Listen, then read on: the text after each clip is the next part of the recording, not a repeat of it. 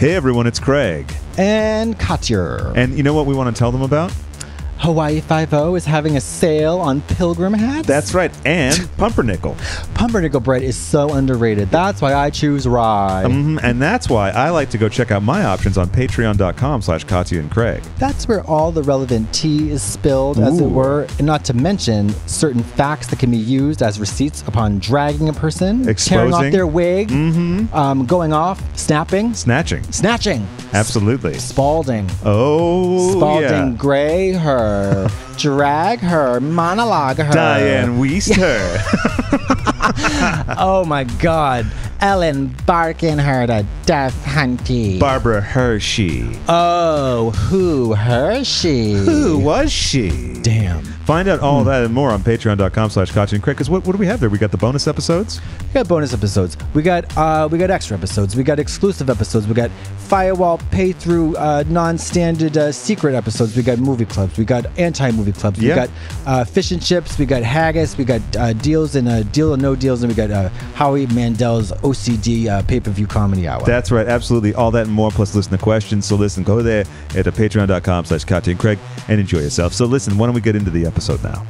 A Russian ballerina stomping on a bureaucrat, a perky suburban housewife who just got into scat. It's whimsically volatile. So we're here with Rod Thomas, Eureka, and Annaleis. It's lovely to meet you. Thank you for joining us today. Yeah, I'm super excited to be here. What about you? I'm over the moon. I'm a bit jet lagged, but I'm great. And we were just getting to know each other. Moonstruck, really. Good film reference. I'm excited to be here. Obviously, you are so sweet, Craig. Nice to meet you. Lovely to meet you. Of course, we met on Grindr. Actually, no, I'm just kidding. It was scruff. It was a lovely hookup. I would not. Right? No. Obviously, he called you back. Yeah, exactly. Oh, yeah. He called me to come to a podcast, so it must have been really good. Also, my best friend is here from high school. Her name is Annaleis. Yeah. So say hi, Anna. I'm here. She's an artist. I'll let you tell about yourself. Yeah. Everyone knows me. I'm a painter, and I help Eureka with the drag to keep it the extreme, and she's a stylist. I help the aesthetics a little bit to in my heart, and my best friend, and So since high school, best friend. Since high school, that's remarkable. Weird. Yeah. Like first time drunk, and we were pretty wild. Right. Oh wow! So you were first time drunk together. Yeah. Yes, actually, as I stole my mom's Lumina. Yeah. Okay. Like, if anyone doesn't know, it's a large car that's made of full steel because it was in the '90s type vehicle. Oh yeah. A Chevy Lumina to be exact. Yeah. We did not wreck, but we're wasted. We made it home and to school the next day. Wow, that's impressive. That's very impressive. Up at 7. All without peeing on ourselves.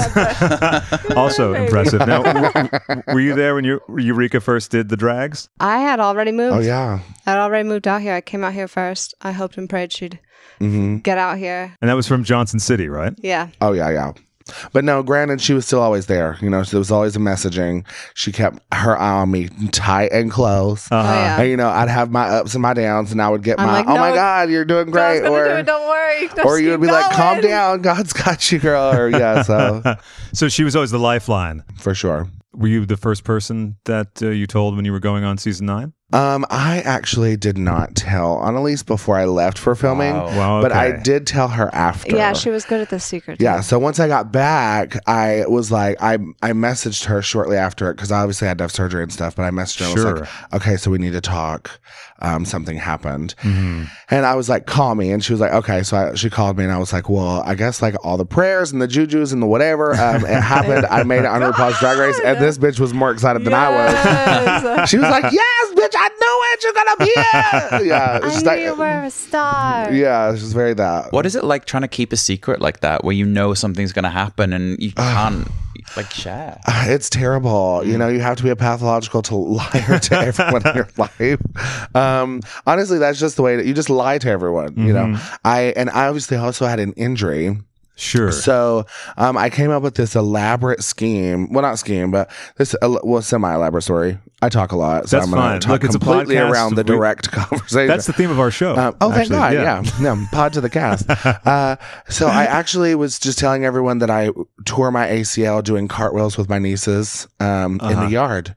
And then recently I broke my ankle roller skating with my nieces. Oh my God. And that is real. Exactly 2 years later. So you fulfilled the premise. Yeah, full circle. Oh my God. I put full circle on my Pathological lying. No, on my oh fuck you, Your comic timing is amazing. She's really the one. No, my mood board, and it's not a mood board, my vision board. I put full circle on there, and so many crazy things are coming full circle now. And I'm like, so now I really did injure myself with my nieces. So I think it's like that full circle lie coming back to bite me in the ankle. Yeah, instead of the you knee. Manifested that. Do you believe in manifesting? Do you believe in putting things out in the universe? Oh yeah, we both are like huge believers in the law of attraction. You know, we're both avid watchers of The Secret when we get down and out and need like an uplifting like movie instead of watching like, you know, some happy like Disney film. We decide to throw in The Secret because Oprah said it worked, so we believe it. And honestly, it does work. I think Oprah knows. Yeah. If you come from nothing to something, then you got to be believing in something.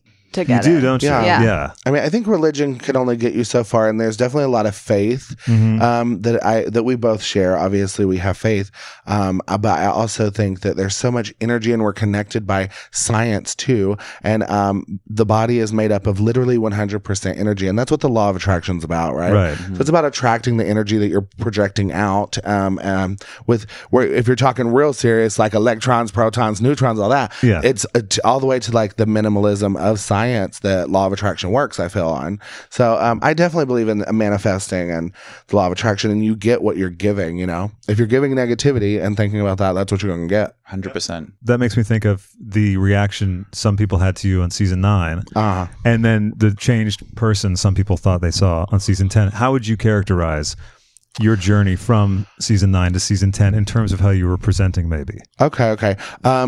Be more direct on how they perceived me on 9. What do you think? Perhaps you were coming across a little negative on season 9. Okay. Whereas on season 10, you're very much the person trying to lift people up. Right. Now, obviously, there was the issues with Vixen, etc., but that's sort of to the side. That's more of a personal thing. You know, everyone leaving Monet and Cameron out in the group challenge for the DragCon challenge, and I grabbed them and scooped them up. Yeah, of course. I'm a very motherly person. Season 9, I was a child. You know what I mean? Sure.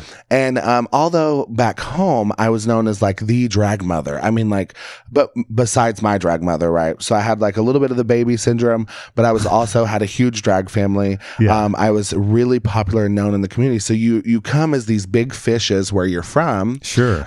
Into a competition where you're with all the big fishes from where they're from. Yeah. And then, you know, a couple newcomers here and there, but really they're probably one of the best at whatever they do, you know, whatever type of drag they do, they're the best at it wherever they're from. So coming in there, you all of a sudden realize like, oh, I might be the biggest girl in the room, but I'm not the biggest fish. You know what I mean? Sure.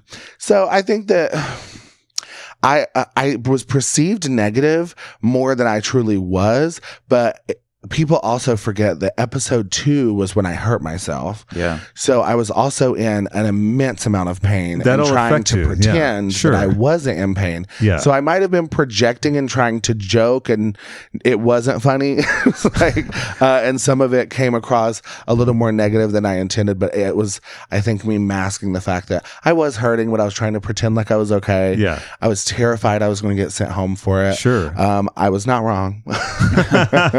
Thinking about like pain in your body, and you know mentioned about like all the energy that you have in your body. Yeah. How hard is it to look after your body doing drag? Because you have to do so many like acrobatics that you're not trained as an athlete, and there's so much you put in your body through. Like how do you stay healthy? You just ruin your joints, you know. I mean, and you hope and pray that you can walk at 35. You know, I think is what drag queens hope and pray for. And you start wearing shorter and shorter heels as drag years go on. And honestly, for me, I think it's just you have to remember, just like an athlete, stretch every time you do a show, even if it's just for like 2 minutes right before you go on stage. Like, you know, squat, like stretch your arms, your shoulders, because you can notice a huge difference when you do and don't. Sometimes we get caught up in drinking our alcohol versus our water. What? So, wait a second. Hold on a second. This is it's been rumored. Okay. Right. All right. Okay. Thank you. I'm glad I'm sitting there. My alcohol of choice is always when I'm working, I drink vodka and water with lime. Oh, okay. So that way I'm still getting a little water with my alcohol. Absolutely. Zero carbs. Yeah. Zero carbs. And a little citrus just in case. Oh yeah, well, of course. And lime syrup if I'm feeling nasty.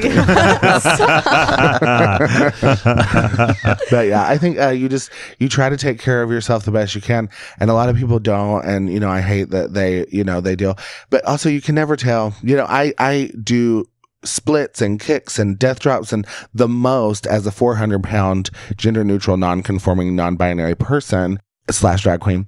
But then I roll my ankle and break it roller skating with my nieces. You know what I'm saying? Sure. So Yeah, exactly. So also you can't be too precious about things. Yeah, you really can't. Yeah, and I suppose then when you're on stage, you're aware of what you're doing to your body, right? So you've got it in your mind, like, I need to be careful, blah, blah, blah. And then you just walk in, you don't think about it. And then you're like, oh, my ankle's gone. Yeah. Yeah, I think so too. But adrenaline and the crowd and a lot of that, like, really affects the performance level too. Yeah. You're not thinking about it. It's like, it's like with any artist, when you're doing what you love and you're getting that adrenaline and that fuel and that drugs being fed to you that you are addicted to, because that's what creative and artists are addicted to, is like that energy they get from people or the perceptions that they have of us, or it's, you don't really care, you do whatever it takes to like keep them screaming louder. Yeah. How hard is it then to convey like how good you are as a performer and all the craft that you've honed, right? Which you do in a room to real people in a real place with energy and feeding off that,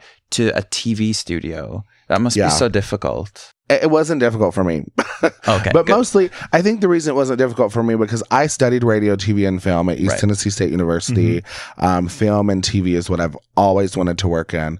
So I had like a little bit of experience, like working in the newscast for our college, doing different video projects and like elements of the industry in school. I just didn't have like, actual experience. So it was kind of fun for me to get to experience it for real versus in a classroom. So I guess it came to me a little easier. Plus, I always have my personality on. I can't help it. I don't really change much in or out of drag.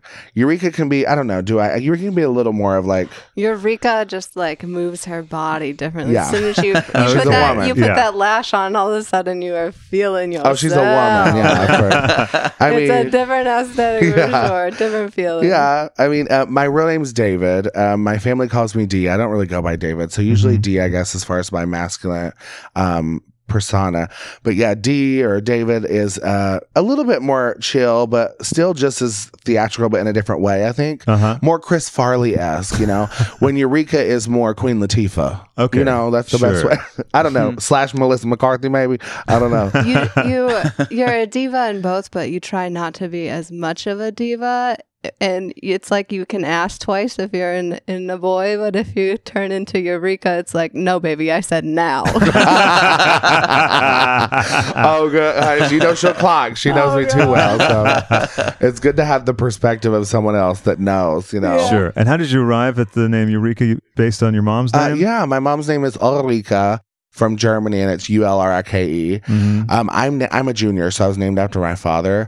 So when I decided to have a female persona, I was like, well, my mother I adore so much more. So why not just use her name? But I needed it to be able to be pronounced American way. So I just decided to name myself after the Eureka vacuum cleaner that we had at our house. I was like, and people can say it, Eureka. And then it means found it. And, I'm going to be a star. And, this is me speaking into the universe. And I was not wrong. Sometimes it can be hard when you're pulling yourself basically in the universe through things to another goal. Yeah. To fight the negative self-talk. And there was a lot of focus on that in season 10 with the Evil Twin Challenge and all of that.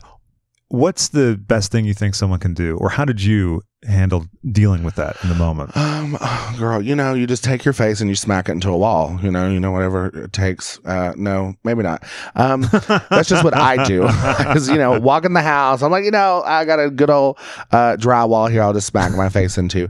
So it depends on the type of wall and your pain tolerance. Self-deprecating, physical violence. No, I think that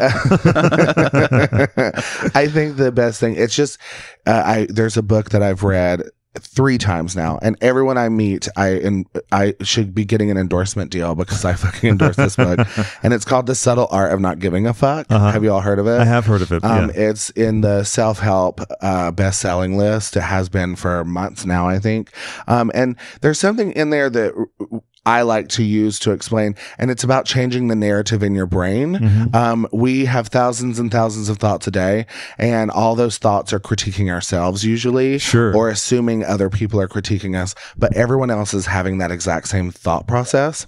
So once you learn that, and then second, learn the fact that you have to change the narrative. Like, instead of saying, oh my God, I was so crazy last night because I partied too much, instead of saying that, be like, oh my God, I was so much fun because I had a blast last night. You know, you have to change the narrative. And I think that's how you get rid of that inner saboteur, you know, and it takes time and practice, just like anything else. You identify as? Well, non-binary, gender neutral. Sure. And, but for years you identified as a transgender woman? Yeah, I lived as a trans woman for 4 years. I went to college full time, went to work full time.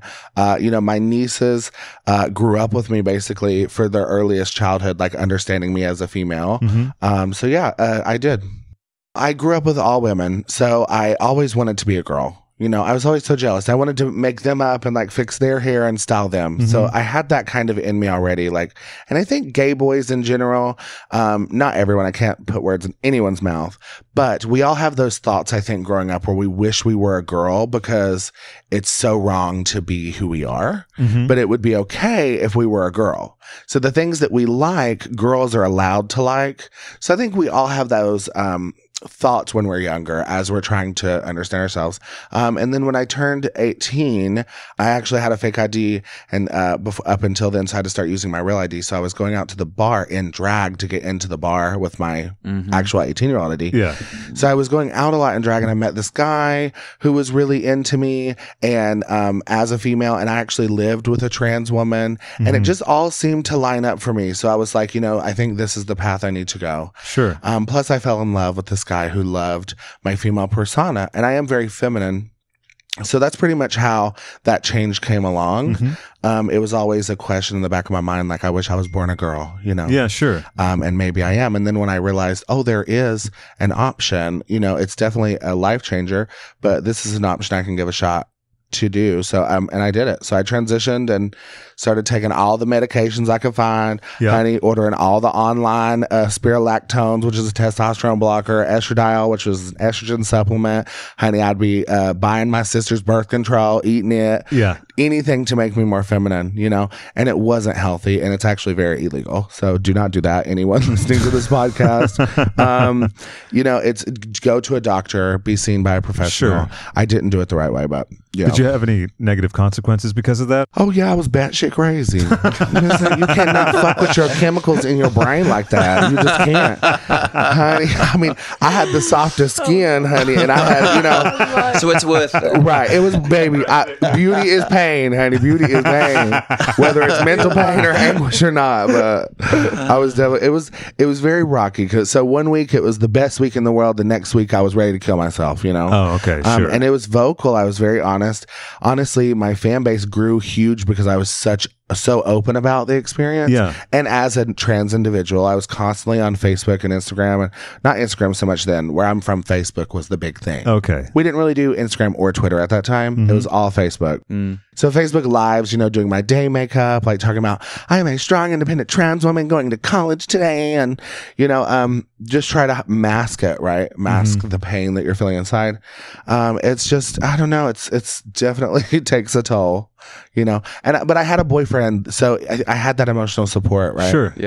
But he was not healthy for me. He was actually very abusive, physically and mentally. And he was the tiniest guy. I don't know how the fuck I let him be physically abusive to me. I mean, I think about it now and I'm like, I'm so big, but I'm so anti-violence. Sure. And also, sometimes people just slip through the filter and you go, how the hell did I let that happen? I know. I'm like, I literally let this man like kind of knock me around a little bit, and like it hurts your pride too. You know, you get to a point finally where you're like, no, this is not okay. Yeah. And you get to a low point, and that's where I got. And it was with probably a little bit of chemical imbalance happening in my mind, one, from not legally taking the appropriate dosages of medication to help my transition. So I definitely promote going to a doctor. And then also the physical and mental abuse of a relationship. He made me feel kind of worthless too. So then when we split up, I lasted literally maybe 4 or 5 months at the most, still living as a trans woman because I was in such a dark place. So I decided to detransition because I was discovering what gender fluidity was. Like, I worked with a lot of organizations, so I was learning through Saga at my college what gender neutrality was and the different spectrums of it all, working with the Tennessee Transgender Political Coalition. So, I was like, I'm going to give it a shot. I need to take a step back and find myself again. Yeah. And so... Yeah, I remember I said, it's okay. You got to be the best of both worlds. Exactly. I mean, it was a hard choice to make. I had a trans mother, basically, Jacqueline St, but she was my drag mother. But before she was my drag mother, she was like a trans mother to me. She taught me how to be comfortable and confident to go out. There was a year that I would like literally be paranoid to go out in public. Okay. As a trans individual being in Tennessee. Sure. But then soon I learned, like, honestly, I was gorgeous as a woman, and I didn't realize it. It took, a man to tell me, and honestly, being sexualized by men, it took to tell me. And that was also a dark side to that, is that you are a fetish for men. So you were very sexualized. Yeah. And it was flattering, but at the same time, it's very detrimental knowing that you're only fetishized by those men and not respected. So, and also you struggled to achieve the level of body positivity that you have today, right? Yeah. So mixed in with that, I can imagine, like I've had weight issues up and through my life. And so that will definitely affect when you start being in romantic relationships. Well, I was actually I was probably 60 or 70 pounds lighter then. I was tall and thin, and I was poor, so I was not eating like I do now. Okay. There you go. No, I mean, I started eating after I detransitioned. I gained weight when my testosterone started building back in. Oh, I see. Okay. So the way hormones work is I quit them cold turkey, which is really dangerous. It's really dangerous because it takes you to a really dark place. Your chemicals are off in your brain, your hormones are off. I mean, it's basically a female going through menopause. That's the best way to describe it. But it's the opposite because you're being flooded with testosterone. Yeah. And so then you're going through menopause, but you're also a roid addict, if that makes sense. Yeah. Nice bit of juggling. It's crazy. So I had a crazy few months. You went a little bit off-piste with the... Yeah, it was just wild, and my body changed very drastically. I got a little taller, weirdly. I grew. My shoulders got weirdly broader. Just the testosterone just flooded in and started making changes to my body too quickly. And now I'm this sexy man today. And Annaleis, what was it like for you as a friend? I was already here. So right. But again, checking in all the time, right? Checking in, making sure the mental state is okay, because I knew the future was bright, and I know the journey of it being in a dark space, because you never know when it's coming, and you still got to wake up and figure something out to pay that rent too. You still gotta get out. I got Minnie an envelope and a card from this young lady. I did. I sent money her in it, and she was in a dark place, and I knew I could help. I sent money, a card, and the secret. And then she sent me the secret. And then the next season, she finally got on the show. That's amazing. Oh my God, getting chill bumps. Oh my God, you're going to make me cry. It needed to be done. That's so true. I forgot almost about that. And I remember her saying, I'm not trying to. And I said, oh no, bitch. You are going to. She literally was the one. She was like, no, bitch. Get over yourself. You got to get out here some way, somehow. She said, just do it. She was like, you don't even have. She said, just do it, period. And that's what, and I honestly did. It's not the best audition tape. I don't think we're allowed to release them. It's not the best audition tape, but there was something authentic about it because I didn't care. This season that I was so authentic, and talking to casting people later, they were like, we loved that you danced and that you had style or whatever, but they were like, honestly, the authenticity in your video was what we loved, because you were just over the top and like, you know, funny and cute and sweet and whatever. And that drastically changed in 9 when I tore my ACL and started being a bitch to everybody who was in pain. But authenticity is so important to the kids watching the show, you know, like you're saying about you knew your friend was at a dark place back home, like not knowing how to like categorize yourself and how to talk about things. Like so many kids grow up in places like where we're from that they haven't heard of like options that your brain can allow yourself to understand because they don't exist where you're from, you know, and people think like, oh, I have to fit these boxes and they don't quite fit them. So they feel lost and they feel kind of trapped. And then they maybe try and live as something they're not without knowing like there's a whole world in a different, you know, state or whatever where you were, like sending the hope back home. Like it's being open and honest is really important. Talking about things, you know. I think we all go through that phase, whether you're heteronormative or a part of the LGBTQ spectrum. Especially in a small town. In small towns, it's kind of like a child into an adult doesn't know anything than what they're raised and what they're around and what they observe. So if you're raised to think something's not okay, you're raised to think that art's not like ever going to get anybody anywhere and things like this, then you have it in your brain and you're trained that way. If like I have a 3-year-old and she's around everything because honestly to me everything is normal. Everything is okay. If you're good, you're good. If you go do bad things, then that's bad. Like if you hurt people and you make them feel bad, it's okay if you listen to music with cuss words and it makes you feel happy. If it makes you feel happy, how can this be bad? It's how you're raised. I feel bad for the kids. I didn't know. I was in a dark place till I was 18, got out of my home, broke out and was like, oh, I'm really not a bad person. Sure. Like, and it's a wonderful thing too to allow the kids to absorb as much as possible. And my parents had a rule that I'm so thankful for. If Craig can understand it, he's allowed to watch it or listen to it, whatever. But that was the only rule. That's really cool. Isn't that cool? And I'm so thankful for that. Go parents. Come on, liberals. Massachusetts liberals from Canada too. Canada liberals? Wow. Oh my God, I can't believe it. What's that about? Raised on the classic rock. Well, piggybacking on you about the kids thing, I love that you expose your child. My favorite thing is to see kids at like drag brunches and stuff. Because the problem with hatred and discrimination is the lack of normality. You know, people are negative to things they don't understand. You know, we do it ourselves in the LGBTQ community. You know, it just until recently, we were also very on the fence about trans individuals. A lot of people in our own community was pushing hate on them and like not giving them a place in our community. Like, well, you want to be a woman, like you just want to be a woman to have sex with straight men, or you know, there were all these stereotypes that even we were throwing on our trans individuals, which luckily we've learned from.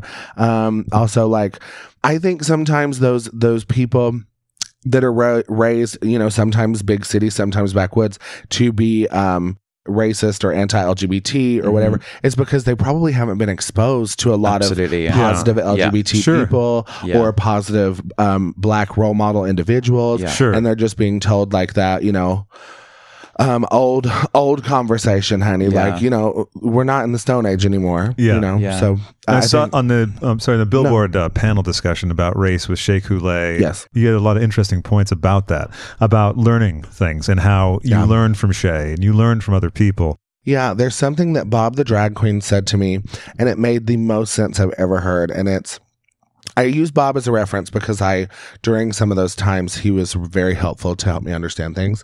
And he said to me that even if you don't realize or understand or know that you're being racist, you're still being racist. And that's what people forget.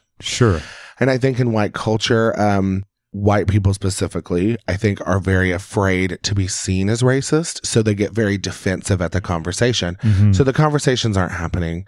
And I think also people of color want to own that conversation and they deserve to. So I think it's about us listening versus us telling them what should be happening or what we think. You know, shut the fuck up and listen.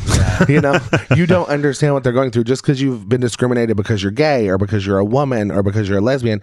Well, girl, that's a completely different type of discrimination. You can't say what they've been through. You can't speak for them, you know? And you can't equate your oppression or suffering with anyone else's. No, you cannot. General. You're absolutely right. Shea Coulee is one of the smartest advocates I've ever met, along with Bob the drag queen. She's definitely taught me a lot, and that's one of the biggest things she tried to teach me. Listen. Yeah, people forget how to have conversations, like so much of the time when you're talking about discrimination, even within the LGBTQI world, it makes me so sad when people who are oppressed or who are marginalized still marginalize other people because they can't apply the same logic. Like, oh, they're doing that to me, I shouldn't do that. I am doing that to them. They don't understand that they're doing the same damage to other people. Yeah. And people, especially when you think about politics now, it's like two people shouting across like a chasm, right? Rather than like having a meaningful discussion. And it's just so prominent in the world. It's really sad. It is sad. I think everywhere deals with it. Do you have something to say? You look like I don't like that stuff in politics, but a lot of the times they sound so angry. It's like, they don't come from a place of like, when I listen to their message, it's like, wow, these people are angry. They're shouting at each other.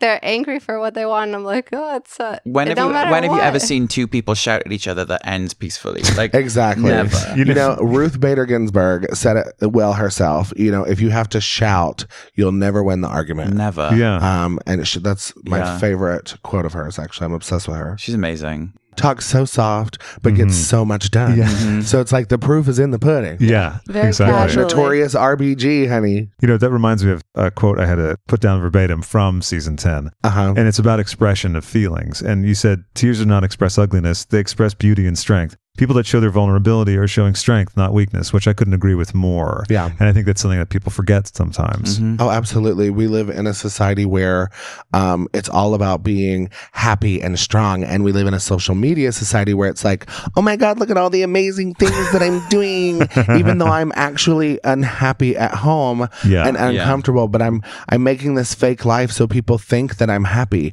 So people think that's what you have to be. Right.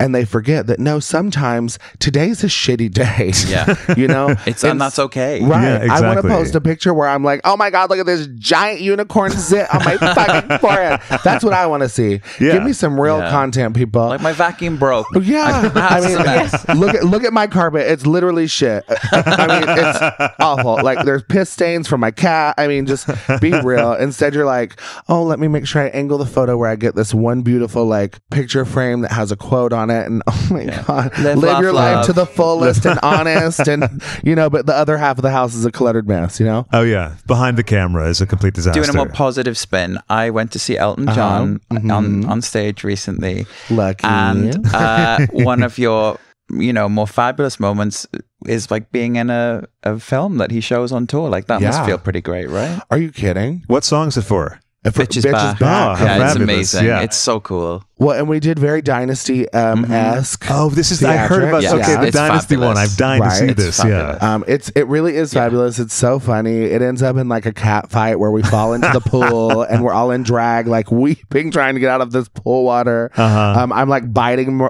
at one point at Mariah Balenciaga's arm, like during the cat fight. And it's just a fun moment. I think it just shows like how exciting and how fun that drag has come into the culture that way.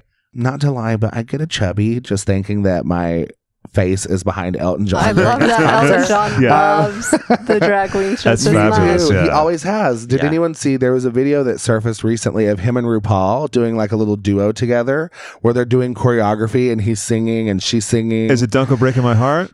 Yes, a little duet. It just resurfaced recently. Yeah, I love that. I love when stuff like that resurfaces. So he was also like big friends with Divine back in the day, and Divine went on stage with him on like, on tour and things. Like he's an amazing person. Crazy. Oh, I want to meet him so desperately. Somehow he was the first celebrity I had ever ran into. Really? How did that happen? Because I'm a painter, so I went to the Gagosian Gallery at the opening, and he's just got such a nice little pleasant aura. He's so real, so good.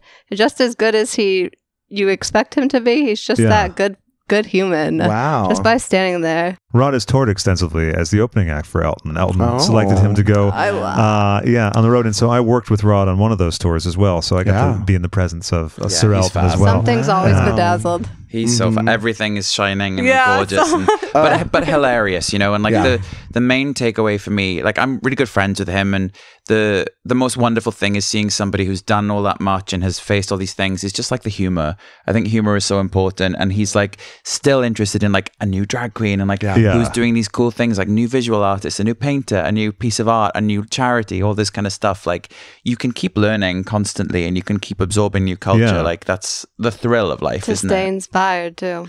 Yeah, I mean, it obviously probably helps with his positive aura. Like he's keeping himself cleansed and keeping the creative juices going. So you all worked with him on tour. What did you do? Obviously, you're the opening act. Yeah. And I was driving the van for Rod and documenting as well. Oh, really? Yeah. Cool. She's a butch queen. Come on, butch queen. He said, I have a license. Class D. Right. I won't drink tonight. I'll always try. I know, yeah. And then documented it. That's so cool. So you obviously do music, Rod. What type of music would you consider your genre? Electronic pop music. Really? So like you were saying, you're a big film fan. I'm a huge movie fan. So I wrote my last album about my favorite dance sequences in movies, like Mannequin, Romy Michelle's High School Reunion, Flashdance, Strictly Ballroom. When I was growing up, like in the equivalent of where you're from, like in the Welsh Valleys, nothing happened, you know? So my escape was like these colorful worlds and like these crazy characters and like Kim Cattrall, you know? Yeah, just like Kim Cattrall. Yeah. Always Kim Cattrall. And you just see these like fabulous, like life-changing moments where people escape their like dullness and they have this amazing world, and I'm like, I want to make that world. You know? And you have. And that's what I try to do with my music. It's that's just amazing. Like, have fun. That's amazing. And I think that is the thing. Like when you come from a smaller place, like maybe that is why I got into TV and film so much. It is that escape. I also love that about TV and film. Yeah. It is. It's that hour and a half, or you know, who knows, if binge watch a series for 7 hours where you escape into this own little world, you know, and it's there forever. And to be able to be that magic for somebody, because sometimes, you know, when I'm having the shittiest day, I watch one of my favorite movies, you know, and just chill, and that's my time, you know. Yeah. Or if I'm stressed out from work or whatever, you know, it's your me time. You don't have to go to the theater house, which I want theater to survive. Please God, you know, I pray every day that it does. It's a wonderful craft, but you know, sometimes it's easier to sit and watch your movie. Or watch your musicals on tape. Oh yeah, know? certainly. What are some of your favorite movies? Oh, mine. Oh, they are all over the place. Well, so are ours. So we're dying to hear it. Okay. Well, I have to actually start my number one is the weirdest selection, Center Stage. I don't know if you've ever seen it. I haven't seen it. I think I know. Yeah. It's a ballet movie randomly. Yeah. Somewhere in my heart, I thought I was going to grow up and be a ballet dancer. That did not happen. But so there's exactly. Did not happen yet.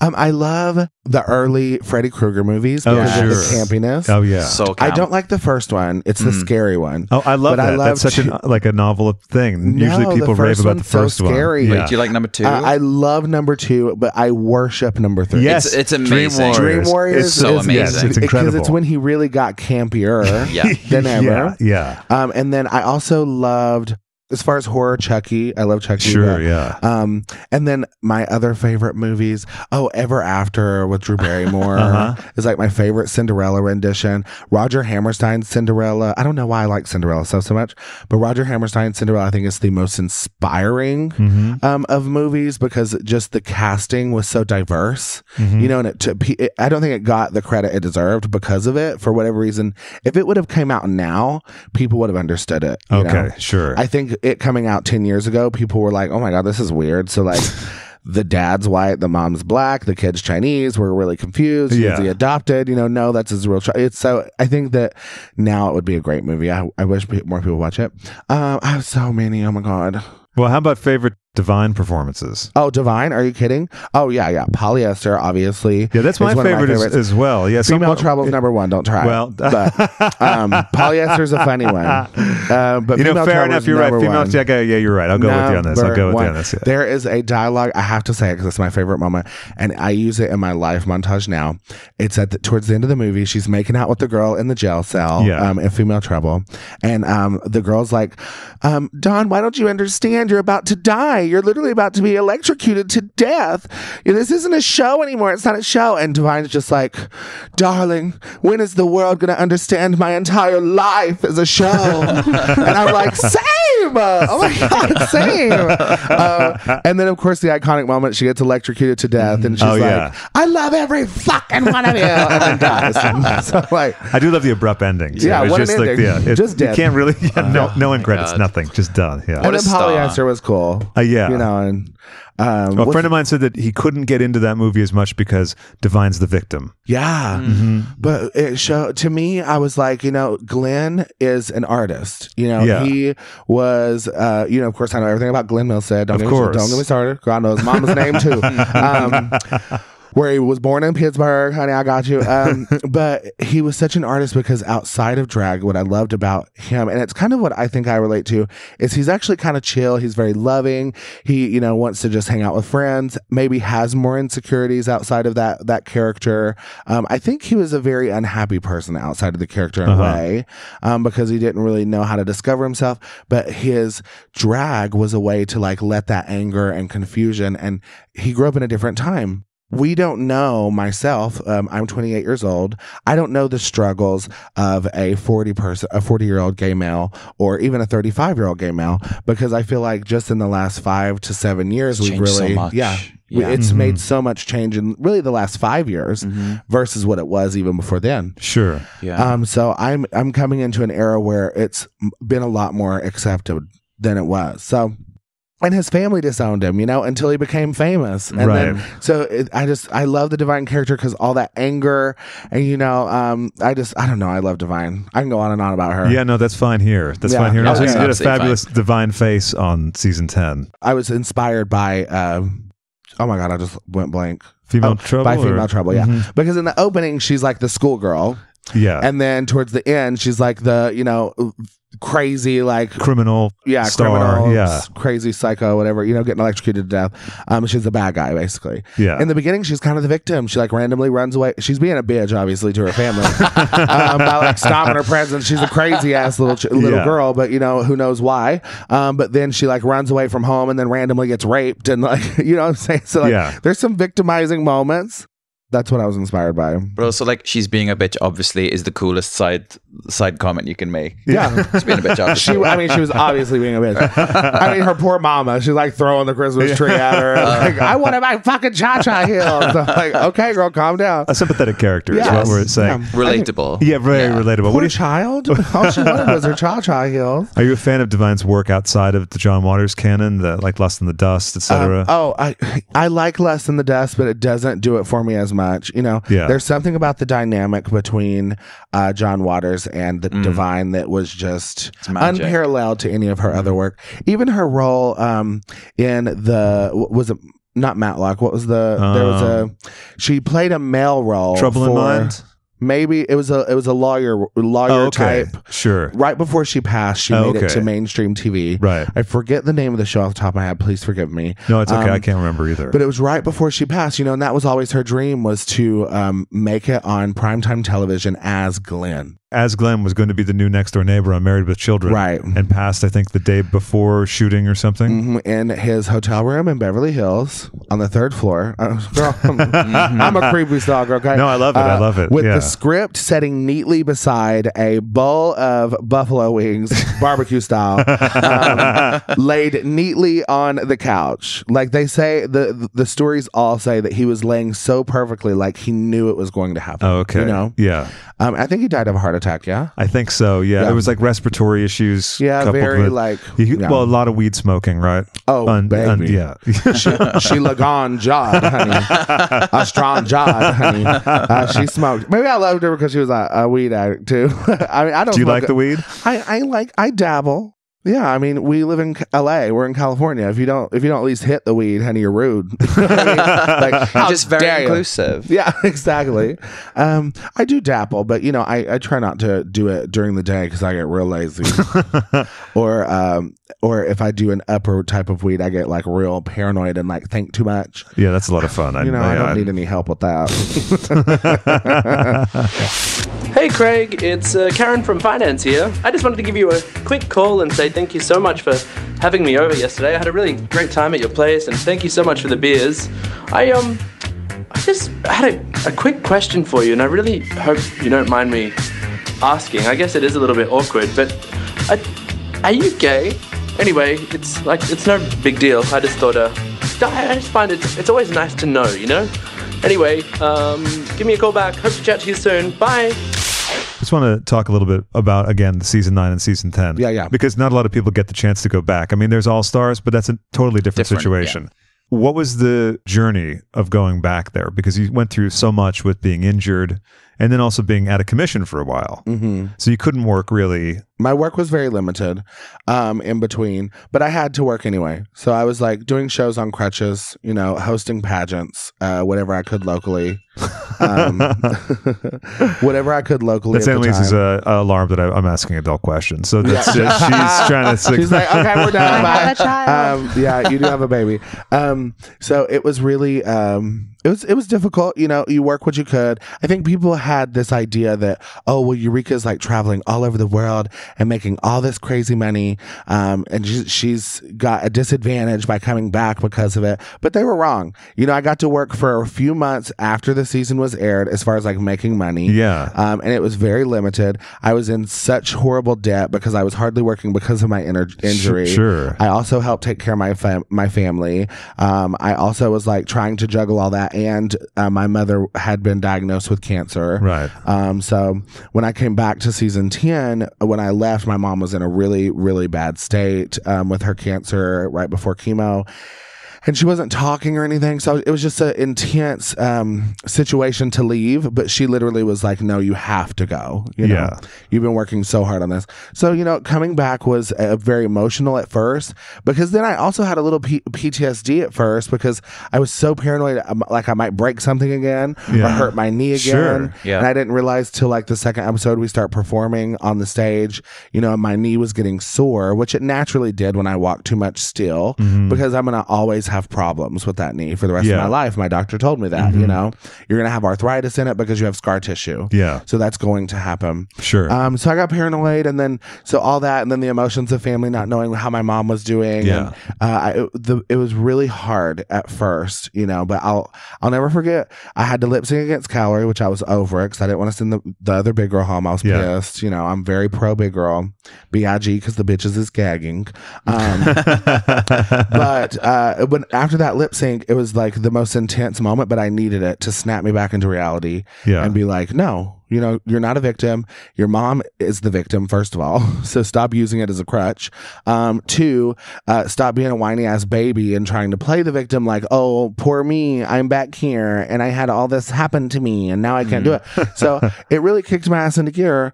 And I remember going backstage to the girls because they hold us while they take the other girl through the untuck to like get their stuff and say their buys. So we can't see them again. At that point, you don't see the girl that got sent home ever until like after the show. Yeah. So they hold us back there, and I just came down those stairs, honey, and I said, I love all y'all. I said, but Eureka's a brand new person today. I'm never doing that again. That was the scariest shit of my life, honey. And that's when, you know, the competitive Eureka really kicked in, and I showed up.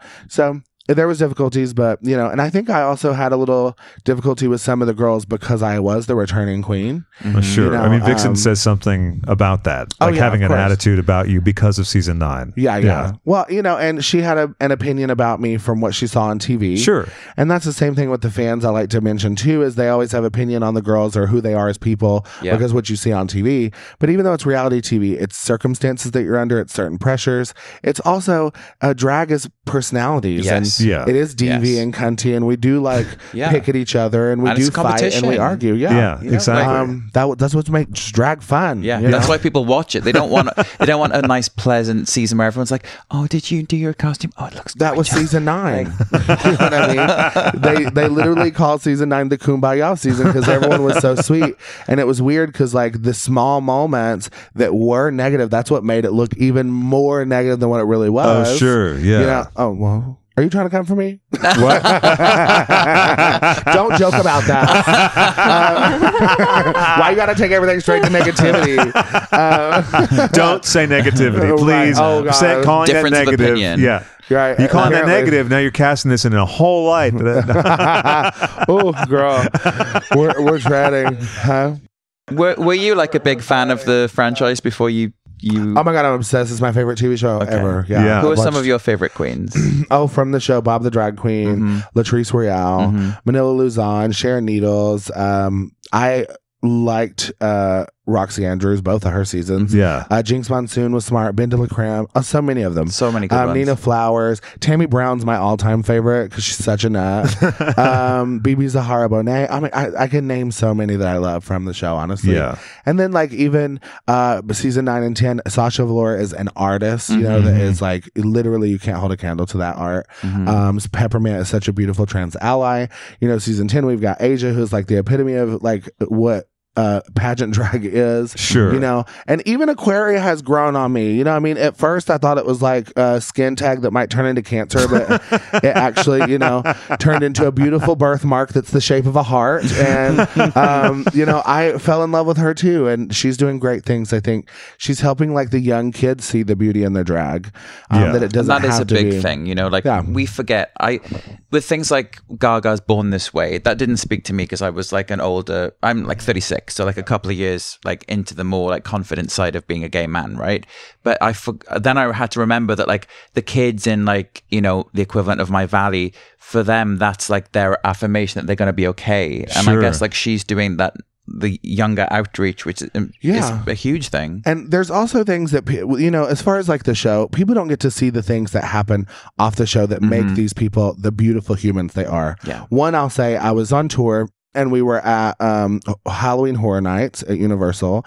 We went. There was a ride I wanted to ride desperately, the Gringotts Bank ride in Hogwartsville or whatever. And I couldn't fit on it.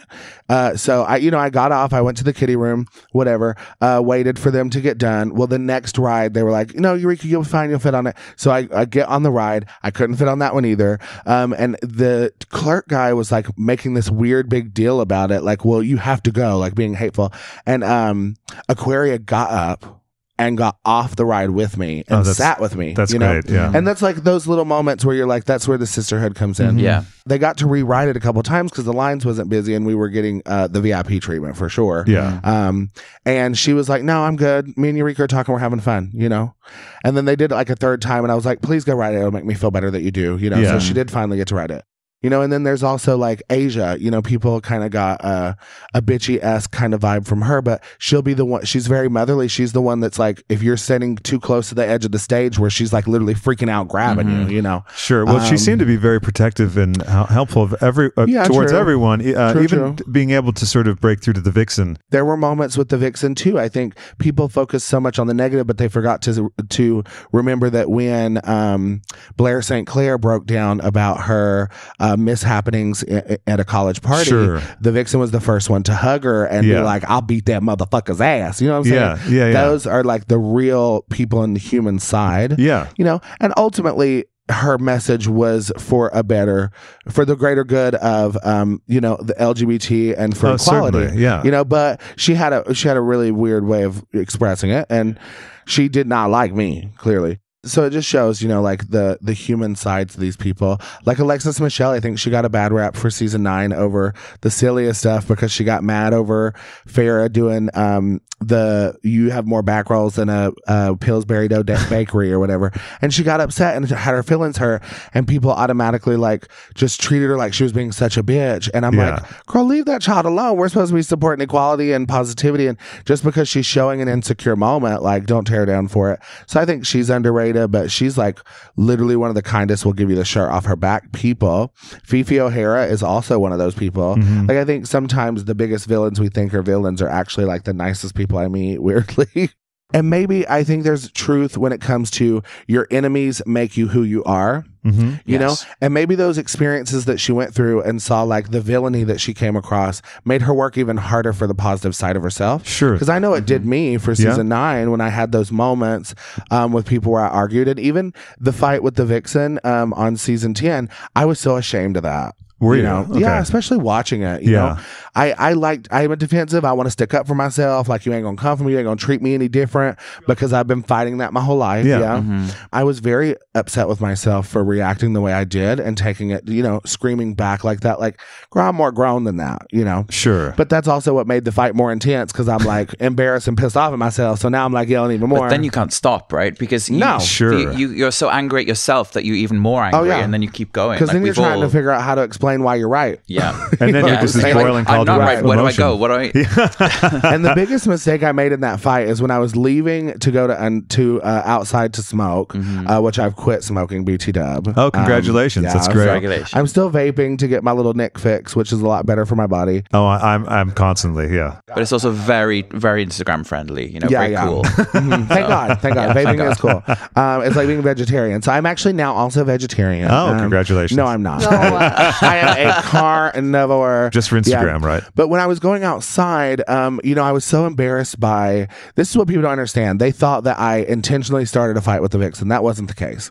I was trying to defend myself to Mayhem as we're walking outside. And there's a line that was used against me for so long in that argument. And it's when I said, I was testing her. I knew she was going to react like that. Yeah. But that was me trying to make excuses for my behavior, right? Like, this is why I acted that way. Oh, this is premeditated. I didn't just lose control. But the truth is no, bitch, you lost control and you was a messy hoe and she was messy hoe back. And then y'all started click clacking and whatever. Yeah. It made for great TV. Sure. But it was a moment where you both lost your nerve and it wasn't cute. So that's what it should have been, But so it's just, it's TV, Yeah. And people are, it's people's perceptions. Too, so that's an interesting part. I've actually never told anyone that.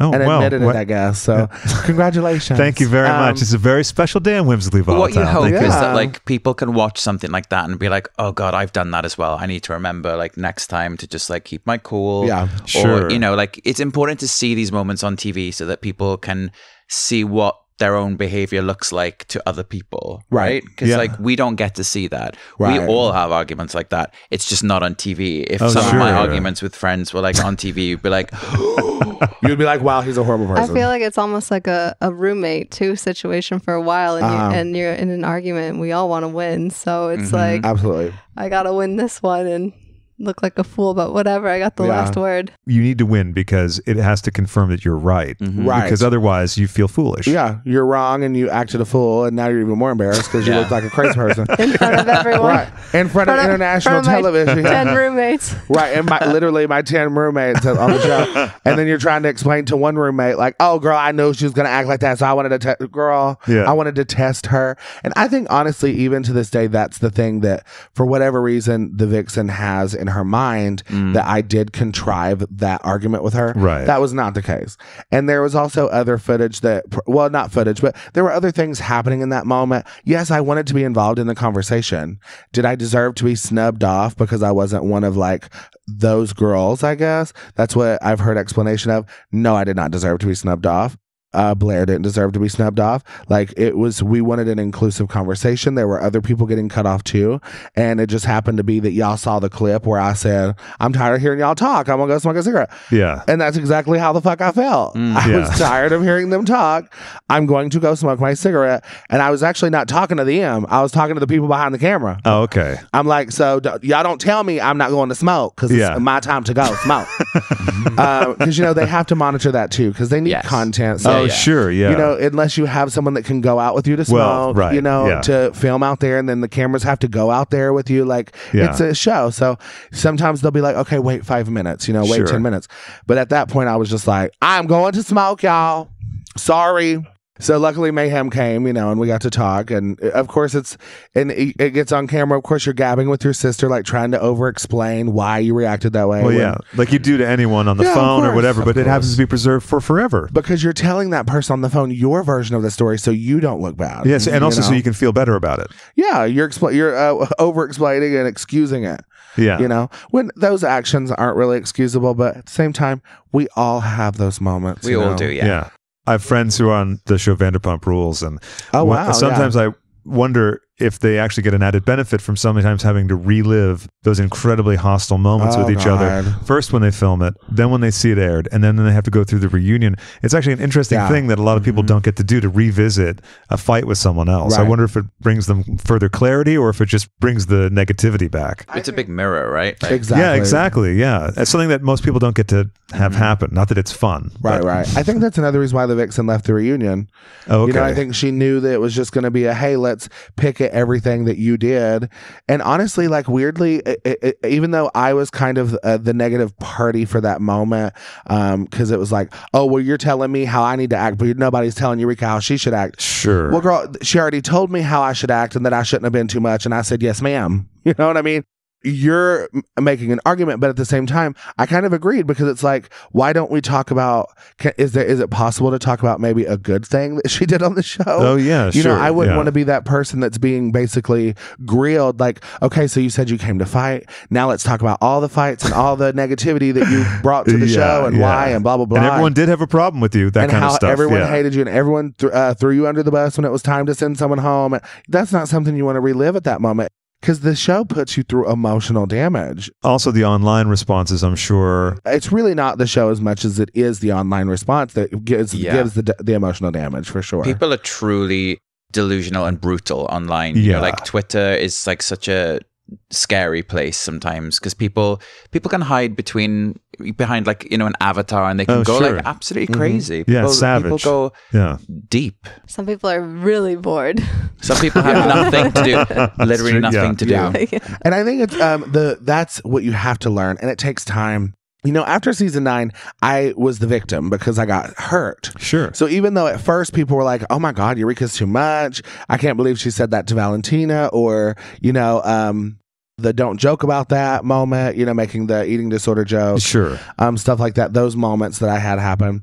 At the end of the day, I ended up injuring myself and getting sent home for injury. So then I was the victim, you know? So then it was like hard for people to like really hate on the poor, like little girl that broke her leg and had to leave the show. And so I got kind of saved, even though I had my haters, don't get me wrong. There'll always be some. That's the great thing, right? Yeah, always, you can always rely on them. Of course. So I didn't really get to experience it, because also I went home 4th. So people like kind of were like more worried about the current season, and was like, oh, well, we'll see her again next year. You know, because that's what they had in their head. So I kind of like slid under the radar a little bit for season 9, I think. Yeah. When it came to the like real huge like lashback from the fans and stuff. Yeah. But season 10 making it to the end, I mean, you are the direct, you know, people. And they always have to have somebody to hate on, or like, you know, or dislike out of the top 4 or 3 or whatever. There's always got to be somebody for them. Yeah. Because they love it. We love drama as humans. You know, we love confrontation, weirdly. We like to have things to talk about. Well, certainly, you know, and it's easier to talk. Like, it's more fun to talk about, oh my God, did you hear how they were fighting? Girl, she was going in and blah, blah, blah. Instead of sitting here talking about, oh my God, did you see how beautiful her roses are? Yeah, no, you know certainly not. Right. Yeah. She grew them herself. Can you believe that? You know, the patience and conversation. No. You still were serving it in season 9 though, so I was serving in season 9, yeah, of course. So I would have served the whole season. I was too ready. It was just like brand new, fresh serve. Yeah, thank you. I was feeling it. I mean, I was ready. Season 9, I felt, but for whatever reason, God's path or my divine path was definitely designed differently. The divine, though, like actual the divine. Yeah, the divine. Yeah. Piss yellow hair. Condone cannibalism. Kill everyone. Fresh blood. I love the taste of it. Hot, freshly killed blood. Do you enjoy John Candy's divine? Oh my God, I love John Candy in general. Yeah, same here. In general, I can't get enough of John Candy and SCTV. Yeah, my literal growing up, I had a few like female icons, but most of mine were like thick male comedian icons like Chris Farley, John Candy, John Goodman. Oh yeah, these are the people I wanted to be. Chris Farley, honestly. Like when I tell you, I had a little like funeral ceremony in my room when he died. Wow. Like I was so little obsessed. I wanted to be him so bad. So that's where a lot of my comedy comes from, really. So you're a big fan of sketch comedy then too. I love sketch comedy. And I love physical comedy. Yeah. You know, and that's what was so magical about Chris Farley. And then John Candy is his comedy so lovable. You know what I mean? That's true. Yeah, there is something very sweet. Like, for instance, Uncle Buck would not be the same film with another actor. Oh, no, God, no. No. Are you kidding? No. Or Planes, Trains, and Automobiles. Oh, my God, don't even get me started about Planes, Trains, and Automobiles. That is really an incredible movie and one of the few Thanksgiving films. It's really so good. Yeah. And of course, Steve Martin's great, but I didn't even care about him. Not in that movie. I mean, he's great though. Steve Martin's also a genius. Right. Well, listen, I'm glad you all had that thing to say. I'm done for the evening. Have a good night. Okay. I don't care for him. Oh my God, you jerk. Oh, bring it down the house. Yeah. Okay, girl. I gotta for the current kids. Yeah, right, for the youngins. Want to bring everyone into the fold. Okay. You don't want to leave anyone out. Yeah. I live. Any favorite John Candy films, specifically besides maybe Planes, Trains? Yeah. Oh my God, John Candy. Oh, Nothing But Trouble. Oh my God. Yes, Nothing But Trouble. Brian's obsessed with that too. Number one John Candy movie. First of all, it's the worst movie in the world. Yes, it is. But it is the most hilarious, ridiculous, awful movie. It's like randomly Demi Moore's in it, and Chevy Chase, and Dan Aykroyd, Digital Underground, and Dan Aykroyd directed it. Yeah, and play.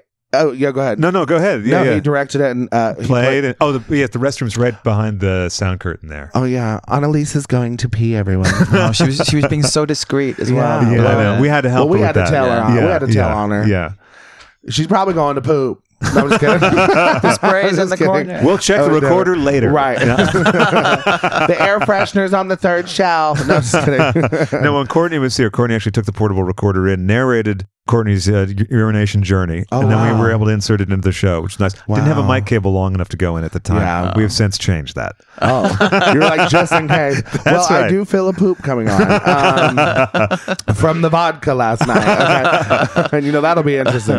What were you up to last night? Oh, last night I did a friend of mine from Atlanta. His name's Brandon McDaniel, Couture Chaos. He does hair. He's one of my leading hair designers beside Integration and Wigs and Grace. I got to mention the other ones too, or else they're going to be like, oh, really? Yeah. So those are my main hair designers. But he was in town. He had just flown in from China, and he stayed the night with me. I had one night, and I was like, you know what we're going to do? It's Monday night. We're going to do the bar hop down Santa Monica. Yeah. We started at Trunks, went to Flaming Saddles, sang a song on karaoke, went and saw the show at Showgirls. Yeah. Then ended up at the after party at Fubar. Oh, yeah. He had already been to the Abbey, so we didn't swing in there, but we love you too, Abbey. So then we ended up at Fubar. Girl, I was so wasted. And Ray Latrey's hosting. Well, she wasn't right? there. Oh, she wasn't. Okay, no, she's still in Miami or something. I think so. Yeah. Okay, yeah. But like Six and like JoJo was hosting. I think. Okay, yeah. What is that? How you say his last name? The twerk, Mr. Twerk. You know what I'm talking about? It was fun. I ended up, girl, I was so Mama, it's a lot. I was so drunk. No, I was so drunk. I didn't even remember getting on the microphone and apparently hosting at some point myself and taking the kids to church and all this mess.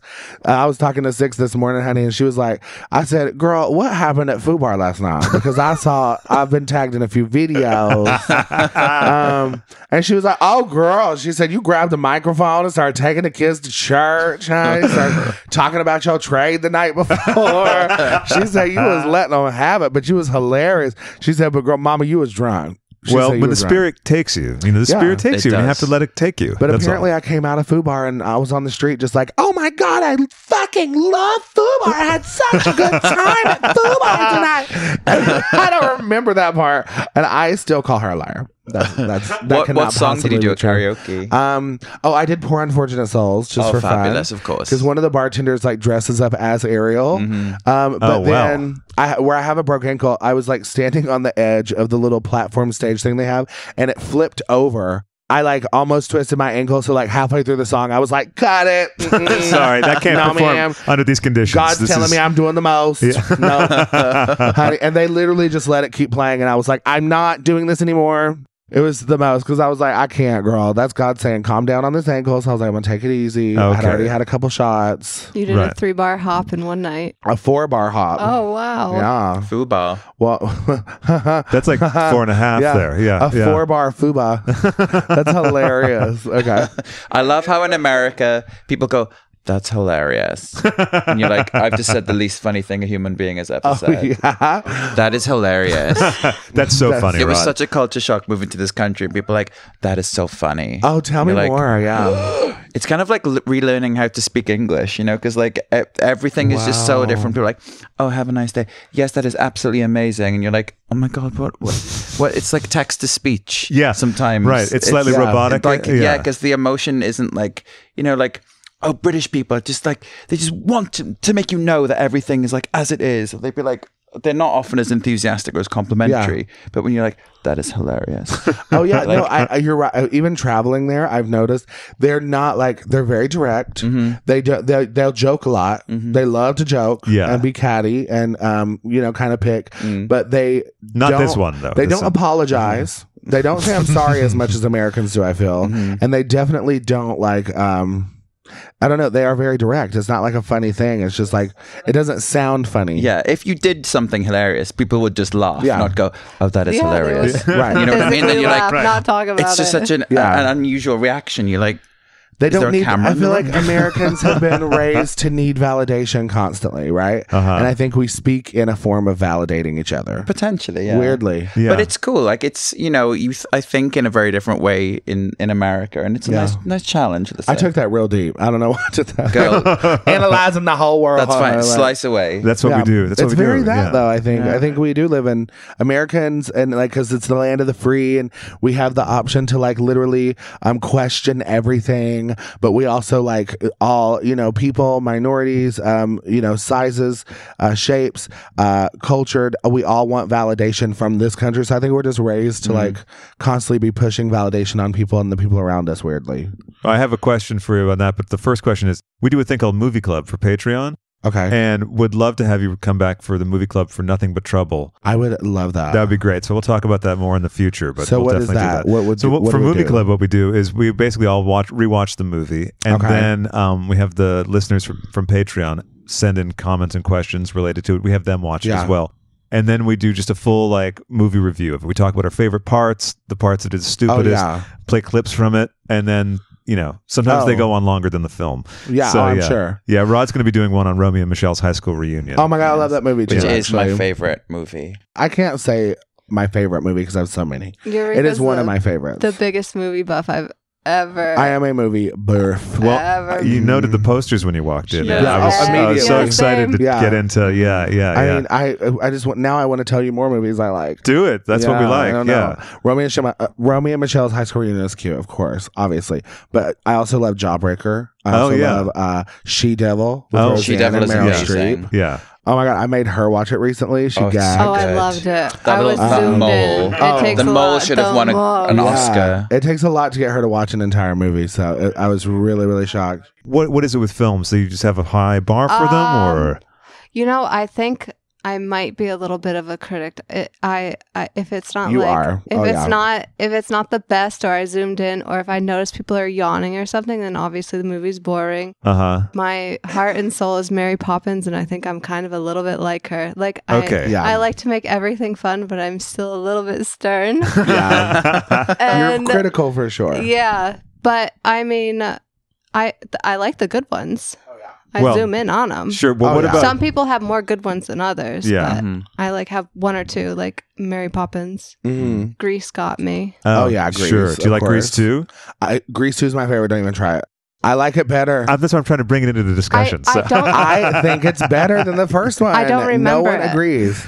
Oh my God, no. If I remember it, it's good. If I don't remember it, then it's not obviously not that great. I'm reading here for your line. It's like, if I don't remember it, it's not great. I remember more songs from that movie than the first one. He came out of the darkness in the middle of the night. You know what I'm talking about? Oh, I certainly do. I have the vinyl right over there. Who's that guy? Where did he come from? I love it. Have you seen Drop Dead Gorgeous? Do you remember that movie? Drop Dead Gorgeous. That's one of my favorites. I've watched that 3 times this year. Wyoming. W-Y-O. It's so amazing. It is so good. With Kirsten Dunst. Shut there you go. I know. I love Grease too. Oh, and you know what? Also, you just made me think of I love Freeway. Oh, yeah. Reese Witherspoon. Yeah. I can't believe you have the vinyl for Grease too. I'm so gagged. Oh yeah, it's fabulous, right? Oh my God, I love it. Now I'm over here just like, I'm a girl for all seasons, and oh my God, I know every single one. I even remember the first place I saw Grease. It left such an impression. Wow. Where was it? It was when that like Bewitched song came out. So whatever year that was. Like 99 or something like that. Oh, they did like an anniversary re-edition in the cinema, right? Yes, they did. They did. I went as well. Yeah. My parents were hanging out and I was downstairs watching a movie and I just, that's it. My whole life was remade from that moment. Yeah. I mean, I do love Grease. It's a good movie. It is. But Grease 2 is just so underrated, Mary I Poppins think. just number one. So you're a big musicals fan then? Well, I mean, everyone seems to be here, but yeah. Maybe. The musicals always got me. And the costumes. Yeah. And Sure. Yeah. Oh, random costume movie that I love is Mirror Mirror with Julia Roberts. Oh, I haven't seen that. Oh my God. It's a random Disney movie. They released it when they released Snow White and the Huntsman. Oh, okay. I think so that because all the kids were like, oh my God, I want to go see Snow White. Yeah. But the parents are like, no, probably not that one. So they released Mirror Mirror at the same time. I think Disney did just to kind of mirror. But the costumes are insanely incredible. You would love it just for the costuming. It's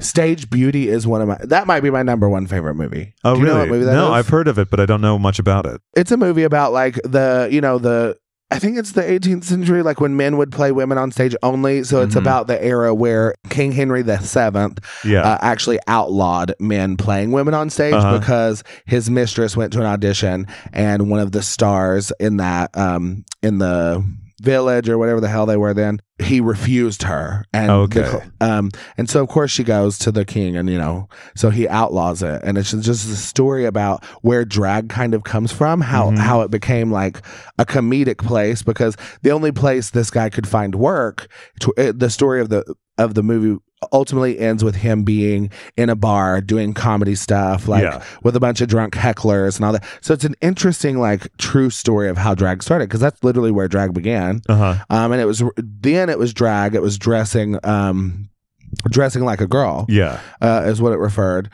So it's an interesering movie. Very interesting. So you seem to have a fondness for history as well, the history of drag and the history of a lot of things. I love a good documentary. I like Googling stuff. I like things explained. I do love history. She likes to read. She's got the degree. Yeah. She's got the degree. You forget about it. Mary Queen of Scots is my favorite character in the entire world. What a diva. Like, Queen Elizabeth was a cunt. I had nothing for her. I haven't seen that film, Queen Elizabeth is a cunt. I'm going to have to check that out. Yeah, they need to make that one. And I want to produce I would definitely go and see that. Yeah. The stage show. Oh, certainly. So good. They need to show her crazy ass side of that Catchy story. Name for sure. Yeah, definitely. You remember it. Yeah. She was so bitter jealous of Mary Queen of Scots that she literally imprisoned her and then had her beheaded for bullshit reasons. Crazy. And people believed her. First of all, it's rumored that she was a lesbian because she refused to have any children, which was because she refused to have sex with men.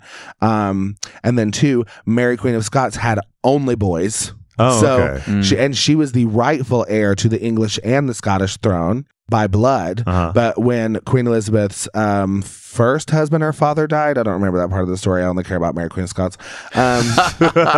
But like, basically, oh my God, the fiercest part is, this is the story, is like at the end, right before she dies, she comes out with her maidens. They're in all black. They come out in a triangle formation, and they get up where the executioner is, and she pushes her arms straight out, one on each side, and 2 of her maidens grab the wrist of her dress, and they tear it off, and it turns into a full red, like, ball gown. Like, she made this martyr statement, and literally the last thing she said is, my only last wish is that Queen Elizabeth meets her fate, and my son will truly rule both kingdoms. And 30 years later, Queen Elizabeth died without an heir, and her son ruled England and Scotland. Wow. So I'm saying, what a drag moment. I love that story. It's so cool. Love it. Yeah, it's a cool story. How about music? What are some of the hot bops you listen to? Well, The Big Girl by Eureka is a really good one. You should I've check heard it of out. that. Yeah, iTunes, Spotify. Yes. Ting ting. Music. I love Lizzo right now. Yeah, obviously, Lizzo is so she's fantastic. very body positive, beautiful, unafraid, and so great on the show too. Oh yeah, she was great. She was a great guest. I gave her my corset after the runway. Actually, she was in love with my corset. When she was critiquing me, and I was like, "Girl, you can have it after this." Oh, that's right. Yeah, you are fierce, honey. So we did when we come out to do the little dance. Yeah, I didn't lie, girl. I unzipped my corset and I threw it at her and said, "Here you go, mama." keep doing you. Stay fierce. That reminds me also, did you have any kind of anticipatory dread or anxiety leading up to the group dance numbers because you got injured in a group dance number? Well, I did the first one, but I kind of got past that. You know, I think that's what, after having to lip sync and stuff and going through that fear, I realized like if you let this fear hold you back, you're not going to do as well as you want. Yeah, certainly. And that's why at that point, that's where the Eureka that argued with the Vixen came from. Okay, because I was in defense mode. Sure. You know, and it was the next day, and I had just realized like I'm not going nowhere. I'm not putting up with bullshit, and y'all are not sending my big ass home. Yeah. So I was in like competitive mode. And so that's when that kicked in. You mentioned before. Yeah. Okay. So and then after that, I think I was a little anxious for probably the final performance piece because it's the top 4. Yeah. You know, and you do your verse. It's like the ultimate dream is to get a verse and RuPaul's song on RuPaul's Drag Race, which I got. But also the choreography was not easy, and we had to do it. We did it 4 times in a row. Yeah. 5 hours before we actually started filming, we had just finished rehearsal because we stayed like super late the night before rehearsing over and over and over. So we got like 2 hours of sleep before we had to get up, get in drag, and perform it in front of RuPaul, Carson Kressley, you know, Michelle Visage, Ross Matthews. All of them were there, sitting there, perched. Sure. right in front of the camera screen, so they get to see all the angles. Oh, perfect. Side note is nobody realizes how hard choreography is to memorize in such a short period of time. In a 24-hour period. It's lucky, 24 and hours. you're not working with like, you know, casual light choreographers. No. You're working with people who are giving you mind-bending things. Yeah. So like everyone's like, oh, how can't you remember that? Like it's so incredibly hard to remember choreography. Well, on then the you're spot. doing choreography with girls that are 3 feet shorter than you are. Yeah. And you have to be in sync or else you look off. Yeah. So if you're doing moves where you have to like do hand twirls and go down, you have to go down a foot further to look like, so that you don't look off. Yeah. And that's where I think I impressed, obviously, especially with Todrick, because he was a little worried because there were moments like that's what I kept getting critiqued on. So it was just harder because I'm like, in drag, I'm like 6'8". You know what I mean? Right. Literally, because I have like 4-inch heels. I've got like 4 to 5 inch hair on. Yeah. You know, so I'm like literally. He wasn't kidding when he says I'm like the guy from the Green Mile. There's just the biggest, like Stone Cold Steve Austin out there in drag, bitch. Like, just big as hell. Do you also cure people's urinary tract infections by cupping their crotch? Because that was the standout moment for me in that film. Oh, what? So the first time Tom Hanks realizes that Michael Clark Duncan's character has some kind of special gift, he asks Tom Hanks why he's sort of having trouble peeing, and then he just holds his crotch.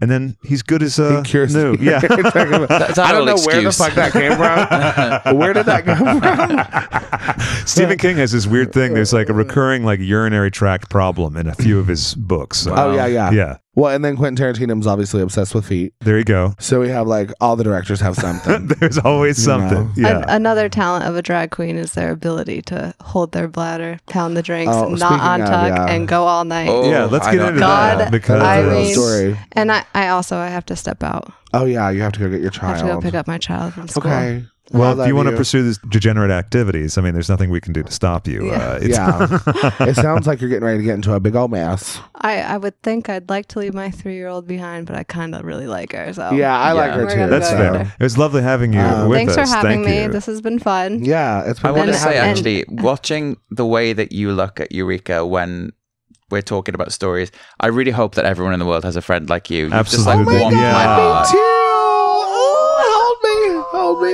It's like magical. It's so completely much. amazing. Couldn't agree more. It's really been lovely. That's so sweet. I want to cry and give you a Grammy. Oh, God. Cry and give you a Grammy. I hate him so much. Thank you. Okay. I love you. Lots of love. Bye. So nice to meet you, Rod. Great to meet you. Yes. Thanks so much. Finally. Finally. Yes, oh my God. Finally. Lovely seeing you again. I love seeing your face. And obviously, thank you for having me on Whimsically Volatile. Yes. Yeah. Well, thank you for being on. It's been lovely, and looking forward to having you back for Movie Club. Oh yeah. And another chat too. If you want to join us as well, that'd be fabulous. Oh yeah, come over. She'll do it. We'll make her watch what she will probably think is a horrible movie, but we will love it. That'll make it even better. I know, right? All right.